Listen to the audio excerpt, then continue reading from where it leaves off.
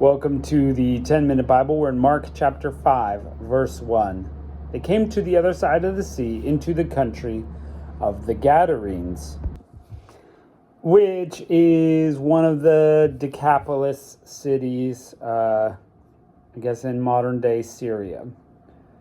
When he had come out of the boat, immediately, remember, he had just stopped the storm in the middle of the Sea of Galilee.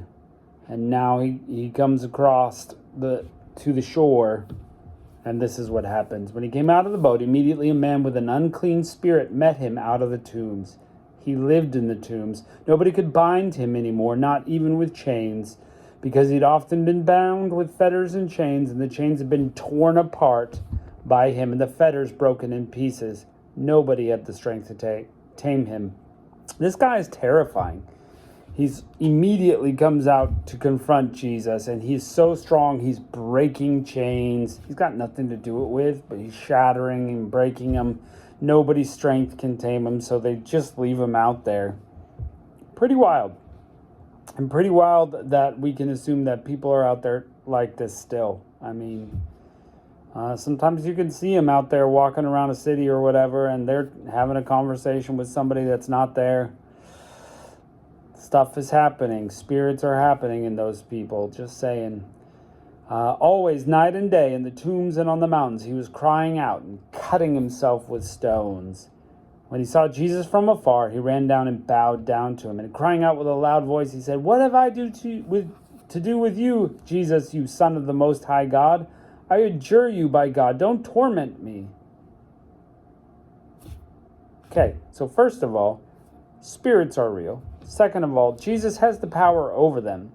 You know, it isn't like we like in stories where it's good versus evil. It's a back and forth fight. We don't know how it's going to end.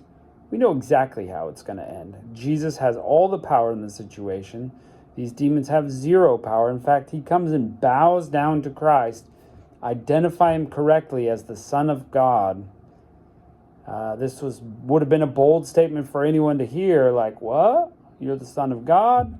I mean, the disciples probably heard it many times, but it is a bold statement. Even the demons must bow before Jesus Christ. Why should we be any different? And then Jesus has the power to cast them out. For he said to them, "Come out of the man, you unclean spirit." So, Jesus, when he commands, it happens. He asked him, "What is your name?" He said to him, "My name is Legion, for we are many." This is super famous. I know there have been crazy movies with that title that I've never watched, but people know this story, at least pieces of it. Now, legion is a measurement of Roman soldiery, over 2,000 soldiers. So this man has 2,000 demons in him. Ugh. He begged him much that they would not send them away out of the country. Now on the mountainside there was a great herd of pigs feeding, and all the demons begged him, saying, "Send us into the pigs, so we may enter into them." Now look, for being this close to Israel, you know, keeping pigs, not a great occupation. If you were Jewish, you were not allowed to touch them. They were unclean animals. You weren't allowed to eat them, at least, I should say. At once Jesus gave them permission, and the unclean spirits came out and entered into the pigs, and the herd of about 2,000 rushed into the steep bank in the sea, and they were drowned. Those who fed the pigs fled and told it in the city and the country. So, you know, the swine herders are out there, you know, keeping their pigs, and all of a sudden, out of this man rush all these demons, the legion of them. I guess assume there are 2,000 pigs. You know, a legion is 2,000. I mean, this guy, miserable. That can't have been any good. I mean, he's cutting himself with stones. He's screaming. He's running around night and day. This man was in torture. So, for anyone who's thinking about getting into it, do not get into the occult. Do not get into demonology. Do not open the door for those things. That is crazy stuff. Don't do it. Verse 13, at once Jesus gave them permission. We said that already. They drown. Done. A whole, a lot of money for that town. And whoever owned those pigs, gone. And the herders flee and go tell people about it. Well, Jesus is still there. It's not like Jesus does it and said, well, bye, see ya, and walks away. He remains while people... Just think about the time it takes someone to go all the way into town, all the way back out, by foot, to see what's happening, what's going on. People came to see what it was that had happened. And they came to Jesus and saw him who had been possessed by demons sitting clothed and in his right mind, even him who had the legion. And they were afraid. Like, whoa, this is crazy. This guy's never been this calm in so many years. And what happened? How powerful is this man to have cast out a legion of demons by a word? This is the God of the universe. Just saying. And they have an interesting reaction here, really. They've got the God of the universe in front of them, one who's powerful enough to cast out 2,000 demons from a man.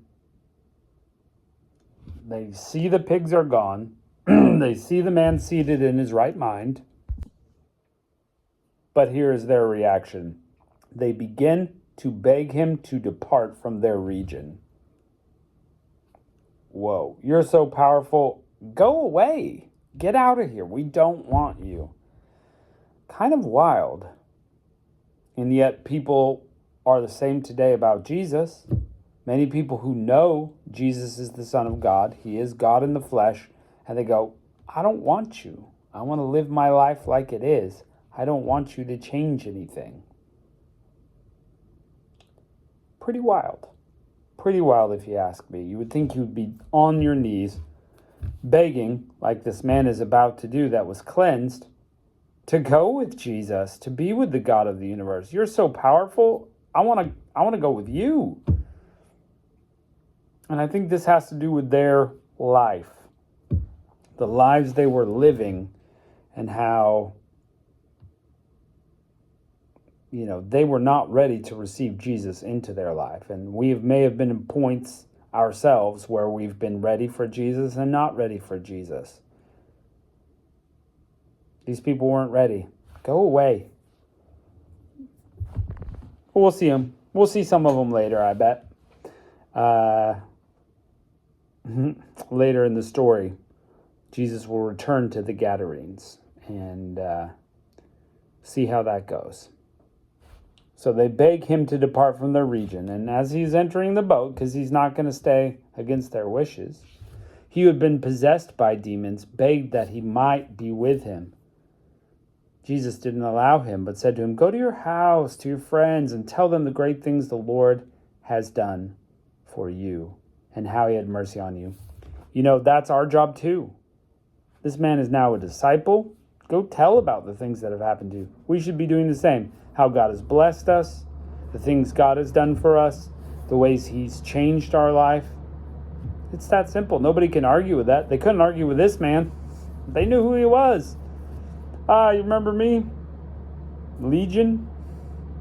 And now they're all gone.